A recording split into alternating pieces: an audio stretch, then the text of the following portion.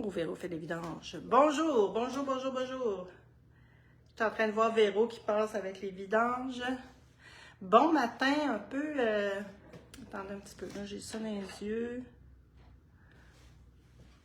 Bon, j'espère que ça va être correct. Au pire, Julien, tu me diras si jamais la lumière n'est pas correcte. Là, on dirait que ça m'aveuglait un matin. J'imagine que c'est avec le temps gris. Donc, je veux juste être sûre que tout fonctionne et qu'on se connecte bien. Pas bien.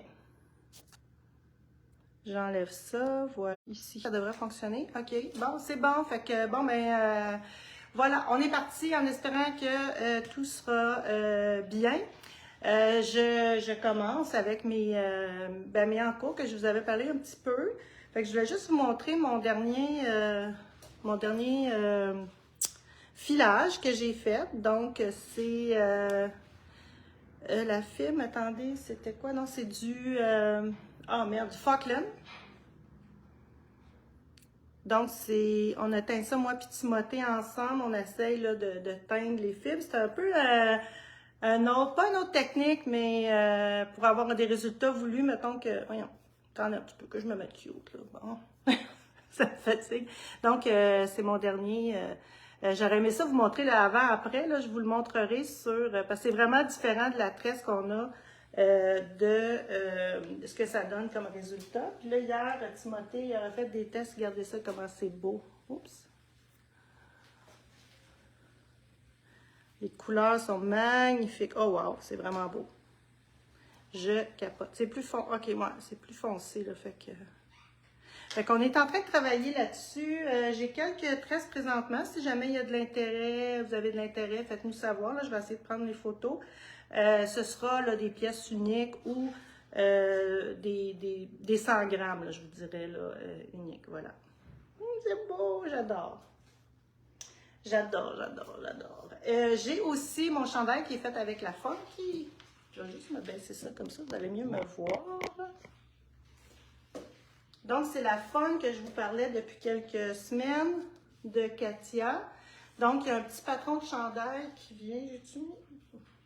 Je l'ai peut-être mis à l'envers, mais c'est pareil d'un bord et l'autre. Fait que c'est un petit chandail vraiment hyper simple à tricoter, hyper rapide. Si je ne me trompe pas, c'est avec des 7 ou des 8. En tout cas, ça va super vite là, à tricoter. Fait que voilà, vous pouvez vous l'essayer, vous le faites à la longueur que vous voulez. Je voulais peut-être la possibilité de faire des manches longues pourrait être intéressante. Moi, j'ai fait la plus petite grandeur. Donc, regardez vraiment là au niveau des grandeurs, qu'est-ce que ça vous donne au niveau du buste, parce que c'est dit de porter avec une aisance positive qui est quand même assez énorme. Fait que moi, j'ai vraiment fait la plus petite, puis c'est parfait. Voilà, fait que la longueur, je me souviens pas si j'ai fait exactement la bonne longueur. Mais bon, vous regardez. Puis, toutes les grandeurs prennent 3 balles. Moi, dans la plus petite grandeur, j'ai pris un petit peu de la 3e balle. Donc, j'en aurais suffisamment pour allonger les manches si je voulais. Facilement. Puis, c'est le fun parce que c'est quand même très chaud, là. Là. J'aime beaucoup. Un chandail qui fait à tout le monde, fait que moi j'aime toujours ça un peu plus dégagé ici, fait que je l'ai vraiment, quand je l'ai bloqué, là, j'ai fait exprès pour l'évaser, sinon il est plus collé, vous pouvez le laisser plus collé si vous voulez, c'est comme vous décidez. Fait que 3 balles, je pense qu'ils sont 20 $ qu'on avait dit, ouais, 19,50 fois 3, tu sais, à 3 balles, on est capable de se faire un petit chandail vraiment intéressant. Je l'ai même mis, ma manche était encore sur une corde TKB. Quand je travaillais, ça me réchauffait vraiment le dos, fait que c'était vraiment cool. Bonjour Philidou, comment ça va? Justement, j'ai mis la main dans vos fibres cette semaine, oui. Bon matin, bon matin. Fait que voilà, un petit chandail super rapide. Des fois, je ne vais pas faire de chandail, c'est long, là. Mais tu sais, lui, il a quand même, je trouve, de la gueule. Puis, il fait un peu vintage aussi. J'aime bien le petit côté que ça fait, là. Très, très simple. Fait qu'on a différentes couleurs. Je pense qu'on en a pour tous les goûts. Celui-là est très, très beau. 7,72, j'aime beaucoup. Il y a il ressemble peut-être un peu à celle-là que je porte, mais il y a comme du raisin là, qui est très, très, très beau. Ma couleur que j'ai faite, c'est la couleur 60. Ils ont mis le prix dessus. 73, je pense. C'est le fun. 73. Donc ça, c'est celle-là que je porte ici. On a-tu juste quelques... Ah non, il y en a d'autres.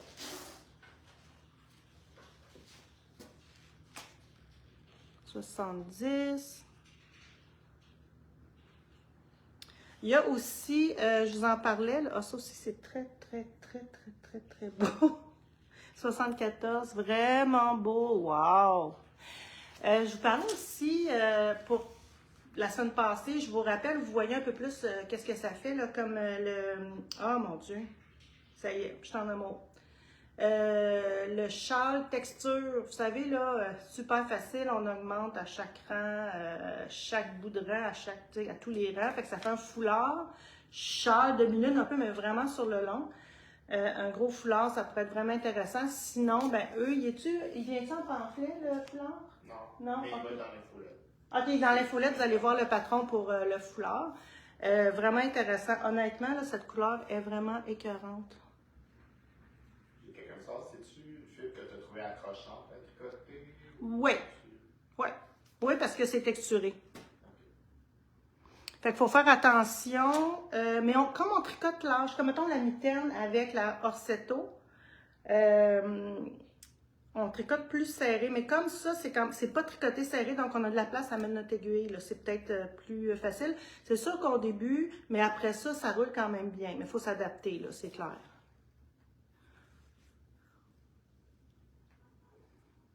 Voilà. Ouais. Ça, c'est beau. On dirait que je ne les avais pas bien regardés quand j'ai fait mon choix. J'ai fait ça vite, là, j'imagine que je voulais m'en aller. Est-ce que Julien, on a remis des mitaines en stock? Oui, OK. Fait qu'on a remis des mitaines. Allô? Et toi, les châles texture, tu prendrais combien de balles pour le... Avec ça? Non, oui, avec la pompe. C'est une bonne question, je trouve. Ben, bonne question. Mais le foulard, il est combien de balles, lui? 4. 4 balles? Il est très long. Il est très long. Texture, je dirais 2 à 3. Ah, 3. je penserais que 2, ça suffirait. Ouais. C'est sûr que c'est des... Mais je ne tricoterais pas ça serré, là. Fait que là, on parle du châle texture, combien ça prendrait de balles. Je pense qu'avec 2, on a quand même de quoi de potable. 2, on a quand même quelque chose de potable, mais je tricoterais avec les mêmes aiguilles que j'ai tricoté le chandail, qui est des 7 ou des 8. Là. Je ne vais pas avec ce qui est demandé sur la balle de laine. Eux autres, ils demandent quoi? Ils demandent des 6,5. Ton châle, tu aurais pris des 10,5. Des 10? Mon quoi? Des 10. Mon chandail? C'est ce qui est recommandé. Des 10 mm? Ah, j'ai pas pris ça. Ah, ouais? Moi, je prendrais des 8. Ouais, ça va Je vais aller voir le foulard. Là, je vais être quasiment obligée de vous dire que j'ai pas fait mon échantillon, je dirais bien. J'ai pas fait mon échantillon. Parce que, c'est ça, je l'ai pas fait. Parce que c'est un chandail lourd, c'est un chandail un peu... Il demande la même grosseur. Pardon? Il demande la même grosseur. Les 10. T'étais où, moi? Ben, c'est peut-être plus lourd aussi. Peut-être que tu avais des 8. Je sais pas. Tu as géré ton échantillon. Je sais pas quoi dire. Je l'ai pas fait, mon échantillon. Mais j'ai la grandeur du plus petit, là, quand je l'ai fini. Bref. Moi, je pense que 2 balles, on aurait une bonne longueur, là, tu sais. Bon. Surtout quand on augmente à tous les rangs. Toutes les rangs, ouais.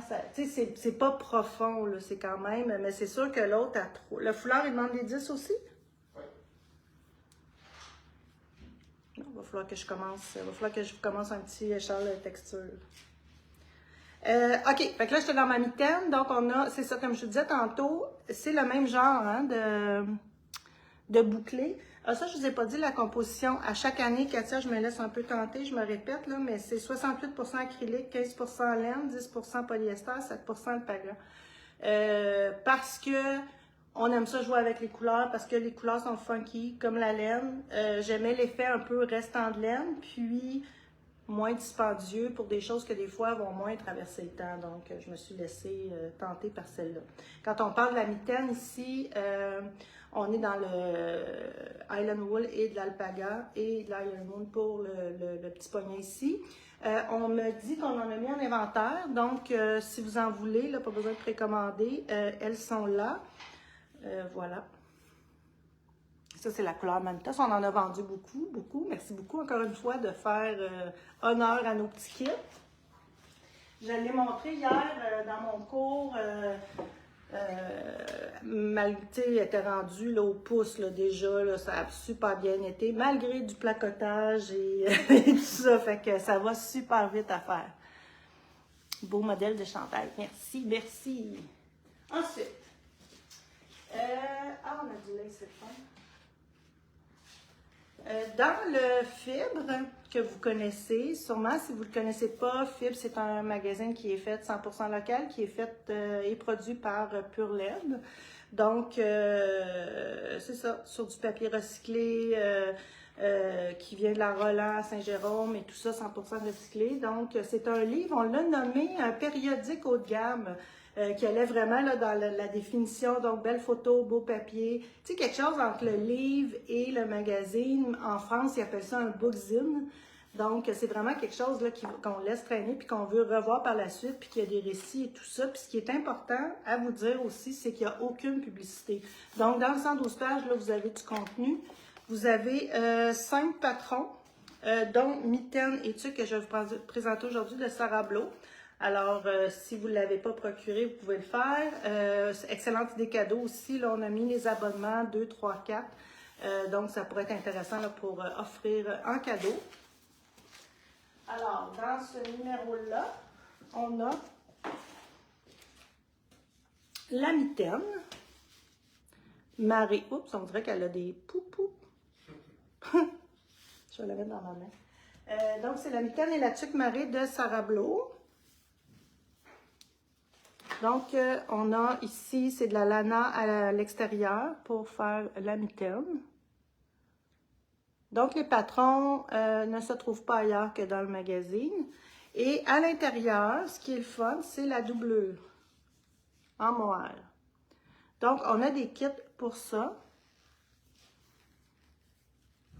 Ça ici. Et on a la tuque aussi marée que je ne mettrai pas sur ma tête. Épargnez-moi ça.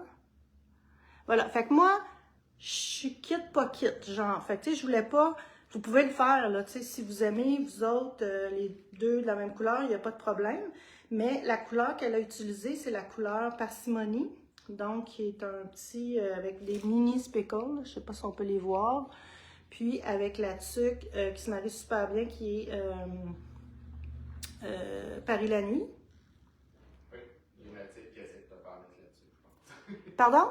Mathilde qui dit, elle te fait bien là-dessus, elle s'essaye. Ah! Je vais me décoiffer.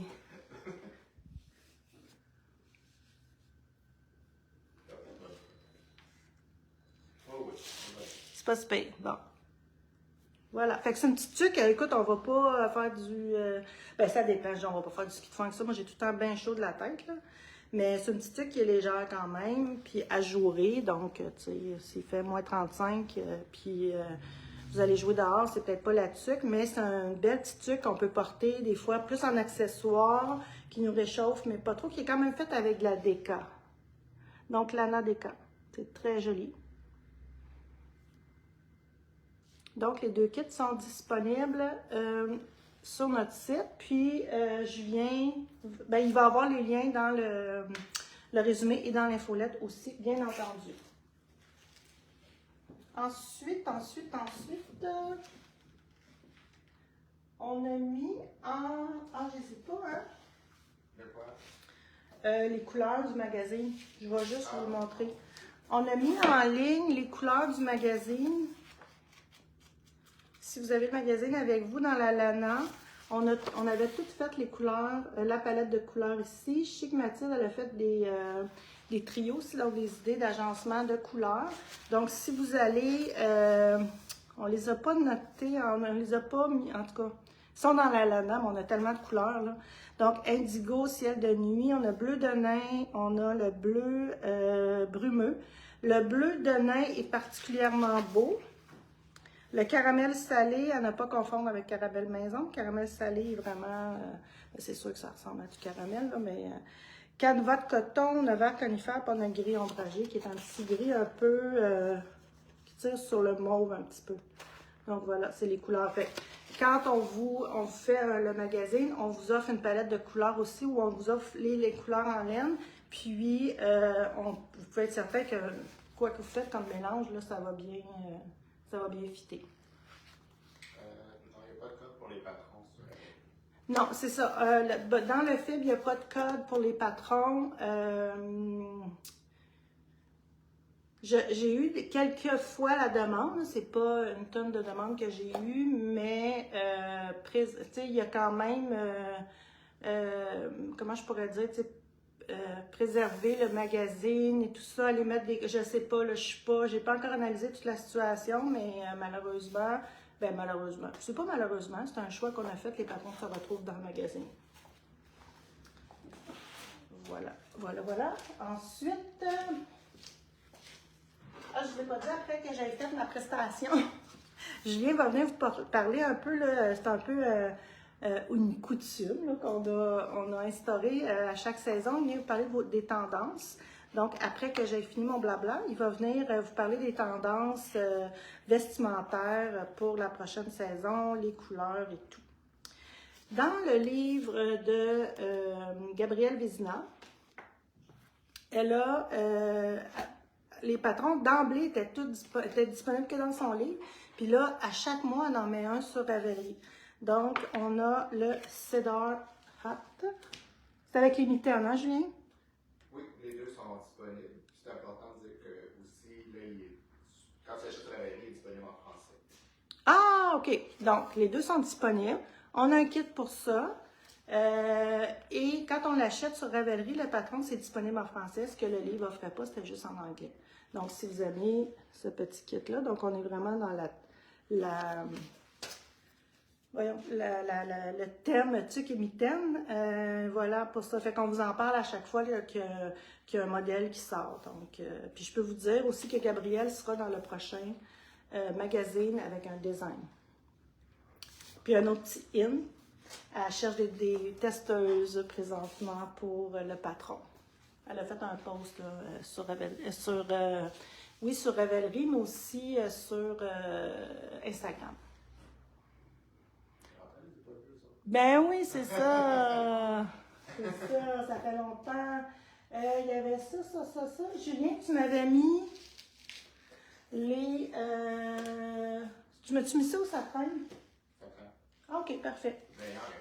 Mais il en reste, c'est ça. De la laine à bonne Noël, hein, c'est le temps de vous en procurer. On a toutes les grosseurs. On en a une même qui est un petit brillant. Pas chacun, mais un petit brillant.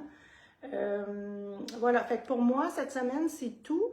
Qu'est-ce que je voulais dire? Donc, la semaine prochaine, je vais vous montrer la vannerie. Donc, j'ai commencé. C'est super le fun. C'est très relaxant. J'en ai parlé un petit peu la semaine passée. On va vous présenter ça la semaine prochaine. Et c'est ça, on n'a pas discuté du restant. Puis là, je vois, pour Noël, des fois, si ça vous tente, j'ai reçu un rouet Ashford, fait qu'il est en ligne, j'imagine. Oui. Donc, il est en ligne. Si jamais vous voulez vous le faire offrir en cadeau, ben on l'a en stock, vous le commandez, on vous l'envoie, ou vous passez en boutique, là, on l'a présentement. Et voilà, c'est ce qui termine pour moi. Fait que je laisse la place à Julien qui vous parlera des tendances. Puis pendant qu'il vient s'installer, je vais lever sûrement ça. Ah, c'est bon. C'est bon? Je suis bien cadré. OK, parfait. Super. Je laisse aller. Alors, bonjour. Fait que je voulais vous parler un peu des tendances. Ben, pourquoi nous, on veut vous parler aussi des tendances? C'est pas pour vous dire, vous devez être à la mode. Pour moi, la façon que je vois ça, c'est juste me donner des fois des idées comment je peux renouveler ma propre garde-robe. Donc, moi, je suis quand même quelqu'un qui a très peu de vêtements dans sa garde-robe, mais je passe mon temps à les agencer autrement. Donc, ça donne souvent l'impression que j'ai beaucoup de vêtements, ou ça me fait ressortir une pièce peut-être qui est dans le fond de mon garde-robe. Je dis, ben là, elle est au bout du jour parce que la mode est un peu cyclique. Alors, ça me permet d'aller les rechercher. Et ce que je fais après ça, c'est que je peux compléter avec 2, 3 morceaux, tout dépendant. Je peux magasiner juste pour me mettre un petit peu de nouveauté. Mais ça me crée toute une nouvelle garde-robe. Et en même temps, pour les couleurs, ça, au niveau de vos projets, ça peut aussi vous donner des idées à savoir qu'est-ce que vous pourriez prendre comme couleur. Surtout que là, on va tomber dans une période de cadeaux. Et je dirais que la tendance cette année est très accessible. Alors, les tendances commencent à se définir un peu. Il y a des tendanceurs, il y a des gens qui se prennent dans les rues et qui vont créer des portfolios pour montrer aux boutiques qu'est-ce que les gens vont vouloir, qu'est-ce qu'ils vont rechercher. Donc, ils vont être influencés par la mode de rue, mais aussi par tous le contexte économique, sociopolitique, etc. Là, en ce moment, on voit qu'il y a beaucoup d'augmentation. Donc, peut-être que notre hypothèque coûte plus cher, notre électricité coûte plus cher. Donc, les gens sont un peu plus consciencieux de leurs sous. Alors, à ce moment-là, ça se reflète aussi au niveau de la mode. Alors, si vous allez dans les boutiques, vous allez voir que le noir domine beaucoup. Alors, beaucoup de noir, qui est une couleur, une valeur sûre, et les gens sont prêts là, à mettre leur argent là-dessus. Donc, ça, c'est quand même intéressant. Donc, noir, gris, brun, je vais vous montrer ça. Mais c'est des choses, des couleurs qui ne se démodent pas, qui sont des classiques. Et souvent, on se sent plus rassuré d'aller acheter ces pièces-là en sachant que ça va être bon sur le long terme et que ça va être intéressant. Alors, je monte un peu. Alors ça fait une belle garde-robe de base. Alors, comme je dis, le noir, le gris, et évidemment, les couleurs terre restent malgré tout présentes. Donc, beaucoup de chameaux, de couleur brun-roux. On va en voir un peu, donc vous n'êtes pas obligé d'aller que dans les gris et noirs. Et si des fois vous vous souvenez, donc ça rappelle beaucoup, c'était un retour un peu de la mode de la fin des années 90, avant les années 2000, qui était la mode minimaliste. Donc toujours noir. Et ça m'amène à vous dire aussi qu'au niveau des coupes de vêtements, je vais juste déposer ça ici. Et juste vous dire, donc la Amble, on a eu un restock, donc on a les couleurs neutres, là, toutes les gris sont maintenant à l'inventaire. Plus, il y a des nouvelles couleurs. Donc, si jamais la Amble, vous attendiez qu'on ait un peu de stock. Donc là, on en a en stock en ce moment. Donc, au niveau aussi des coupes, vous allez voir, on est dans une mode très unisexe. Si vous allez à un magasin, il reste qu'il y a une section femmes, il y a une section hommes. Mais je vous dirais que même je suis allé magasiner, puis là, je suis allé être en haut, sur le deuxième étage, chercher les hommes. Et au niveau de la coupe et des proportions, c'est sûr qu'il y a proportion femmes, proportion hommes, mais au niveau des coupes, donc c'est le même genre de vêtements. Donc, beaucoup le pantalon, les coupes droites, il n'y a pas une distinction là, flagrante entre hommes et femmes. Ça ne veut pas dire que c'est une mode masculine, ça ne veut pas dire que c'est une mode féminine, c'est seulement une mode unisexe. Donc, on est dans les coupes simples. Un peu comme je porte en ce moment, donc ici, un peu coton watté, le pantalon. Donc, on n'a pas de flafla, il n'y a pas beaucoup de détails non plus.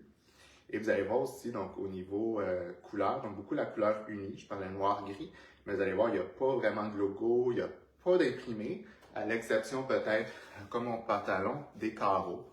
Alors ça reste aussi, c'est un motif classique qui réapparaît toujours dans ces périodes-ci, un peu lorsque l'économie est un petit peu plus au ralenti.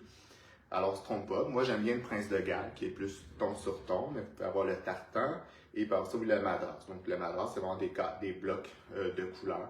Alors ça, il n'y a vraiment pas de problème. Puis au niveau des textures, un peu comme j'ai. Alors ça, déjà, on vous en propose. Moi, vous voyez, je rapproche, vous voyez, donc tout ce qui est le bouclé, tout ce qui est douillet, le matelassé, c'est très tendance. Le bouclé comme ça, encore là aussi au niveau des tricots, un peu comme Sylvie aussi portait. Donc la forme, elle n'est pas unie, mais elle est texturée. Et on est beaucoup aussi dans la superposition, et un peu comme le t-shirt qu'elle avait, ça remplace un petit peu le débardeur, donc ce qui est le fun. Donc on met beaucoup de superposition, les torsades, c'est c'est des motifs, donc vous pouvez vous promener là-dedans, ça on en voit. Et aussi, je parlais de bouclé, alors à ce moment-là, vous pouvez aussi y aller dans les sacs, comme on a. Je dirais que notre but, c'était pas vraiment d'être tendance, mais on est tombé dedans. Je pense qu'on est influencé indirectement. Alors, si je montre le tote, qui est à peu près là, un 24 là, par 16 pouces, là, pour ceux qui se demanderaient la grandeur. Et donc, le blanc, on a d'autres couleurs, les gris, les noirs, comme je vous disais. Mais aussi, donc des fois, il y a quand même des petites couleurs. L'orange brûlé reste, malgré tout, un neutre, une couleur neutre. Alors, ça, c'est pour les textures. C'est sûr qu'on ne s'habille pas juste en noir et gris. On peut y aller comme quelques couleurs. Alors, qu'est-ce qu'on peut aller chercher comme couleur quand on a? Alors, il y a une catégorie qui est assez populaire. Et ça va être les pierres précieuses. Alors, je vous ai amené les quatre. Alors, les pierres précieuses, bon, le blanc, c'est le diamant. Ici, je montre le orange électrique qui est pour c'est l'émeraude, rubis. C'est quoi déjà la bleue? Ah, le saphir. Non, saphir? Non. J'ai un blanc, excusez. Tu me la piste, là. Bref. Excusez. Bref. Bon, je vous.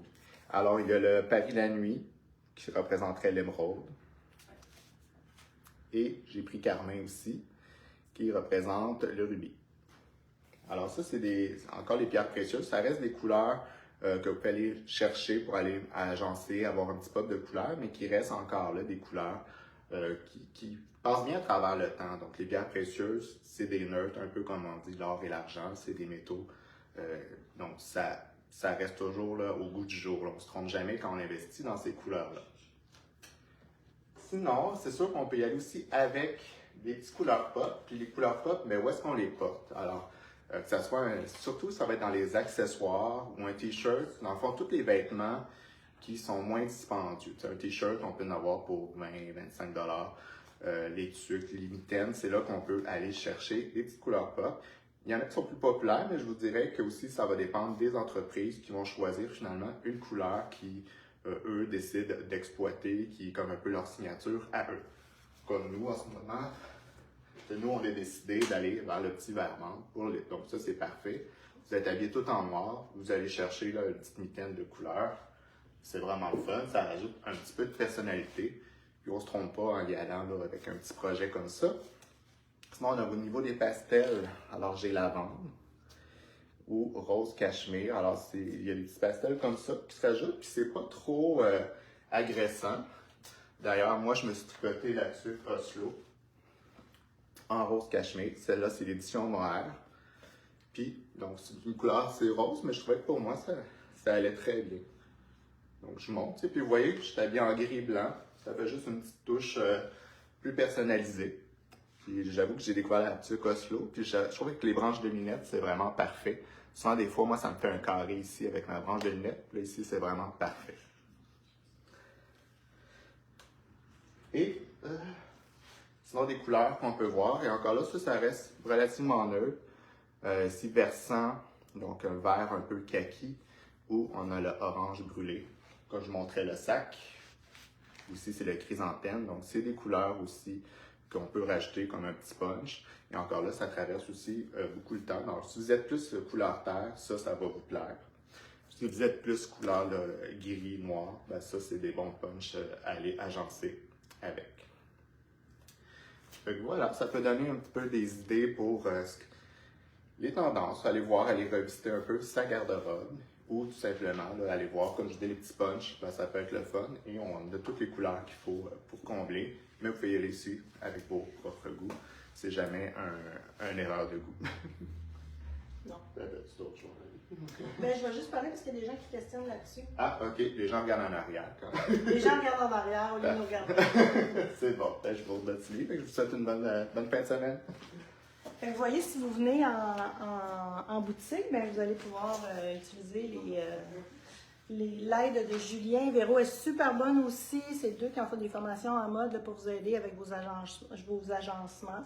Puis aussi, peut-être, OK, je veux porter ça avec ça ou tout ça. Fait que ça va être plus. C'est un service qui est le fun à avoir quand on vient choisir les coloris de laine. On s'est fait demander ce que c'était les sacs en mariage. Je vous en ai déjà parlé, puis j'attendais pour vous en reparler.